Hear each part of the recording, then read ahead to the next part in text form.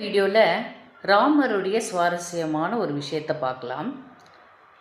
Will அம்பு என்றாலே மனதில் வரும் உருவம் ஸ்ரீராமர் தான். ராமருடைய தனுஷின் பெயர் சாரங்க தனுஷ். ஒரு ஸ்லோகம் பார்க்கலாம். சஸ்திரபிருதாம் மத்தியே அகம் ராமஹ அஸ்மி.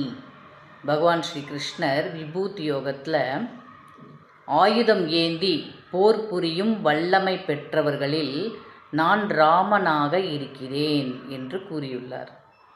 அப்படின்னா ராமருக்கு எவ்வளவு சக்தி இருக்கிறதோ அதே மாதிரி அவருடைய வில்லுக்கும் அம்புக்கும் சக்தி உண்டு.